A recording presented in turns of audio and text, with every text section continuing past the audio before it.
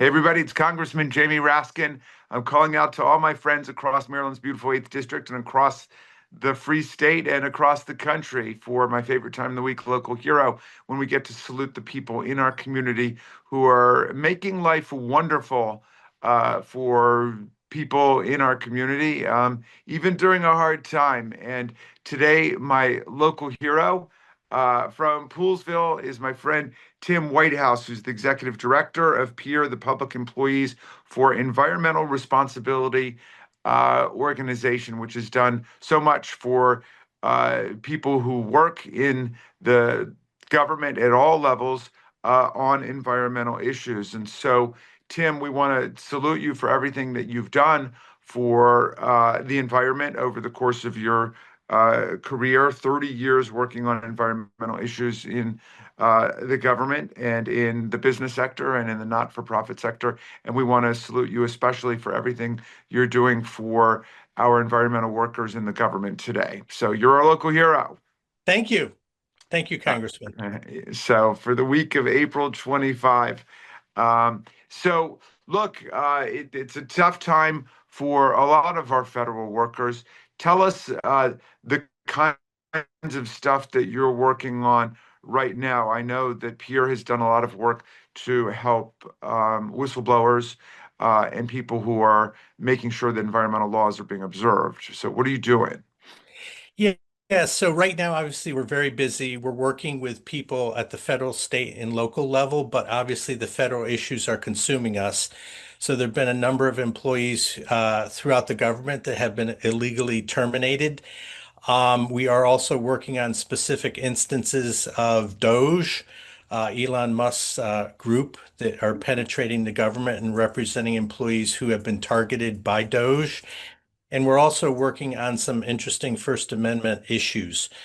Maybe I can jump into an example about some of our Doge work in the Department of Interior. So, Please. one of our clients, we're representing an attorney at the Department of Interior who was proposed for termination for doing his job. And what did he do? He helped write a memo to the Secretary of the Interior.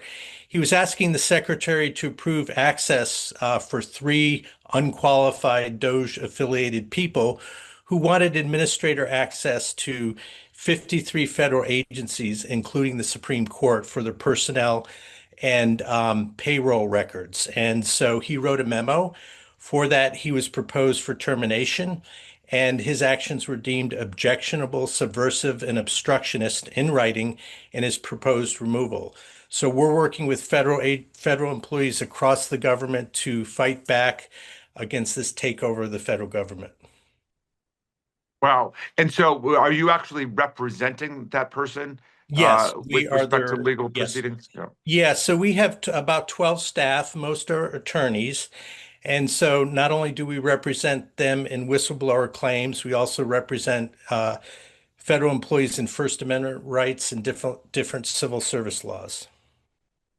One of the things that I've seen in my time is the ranking member on Judiciary and also the ranking member on the Oversight Committee is that there are special interest groups that often try to manipulate government to their own purposes, and a lot of environmental officials in government are basically the last line of defense in terms of protecting land, air, water, climate system against different kinds of pollution. And is that like the basic theme of what you guys are doing? Yeah, it's unfortunate that, I've worked in the federal government. I've worked with federal employees my whole life. And, they are the unsung heroes here. They work hard. They believe in what they do, and they usually work for very little money. And in the last few years, the last few decades, we've seen unprecedented levels of anti-government rhetoric, with charges of the deep state and talks of hit lists and officials in the government labeled as enemies of the people.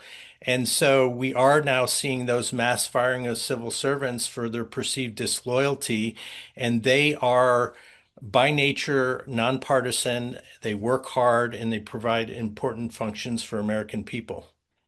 Well, and there's no way we could be enforcing any of our environmental laws without uh, the federal workers when we're talking about the Clean Air Act, the Clean Water Act, any laws or rules against toxic contamination of the environment. I mean, we're just hopeless without them. And so, um, we're very glad that you're giving these people the support and confidence they need, but they're under tremendous pressure today, right? Mhm. They are under tremendous pressure. I think we're seeing, unfortunately, I always say under Bill Clinton, there was a downsizing of the federal government, but it was done right. It was done thoughtfully, whether you agreed with it or not. It was done in consultation with Congress. It was done according to the laws of appropriation. And what we're seeing now is a shattering of all those norms. And we're seeing organized chaos. It's intentional. It's designed to uh, induce trauma in the federal workforce, and it's designed to get people to leave. That's really the only plan here, to downsize government, and they're doing it in a way that is as destructive as possible. Tell us, if you would, Tim, what are the major federal offices and departments that you guys end up working with? Like, Yeah, is it so NOAA, currently, National Weather Service? yeah, so currently it's NOAA, EPA, a little bit with the Department of Energy, and a lot with the Department of the Interior. Yeah. Well, look, at a very tough, dark time, you guys are shining a real flashlight of hope and transparency to what's going on. And we want to thank you for standing up for federal workers in the environmental field across the federal government as well as at other levels of government. And we're saluting you as our local hero this week. Thank you, Congressman Raskin.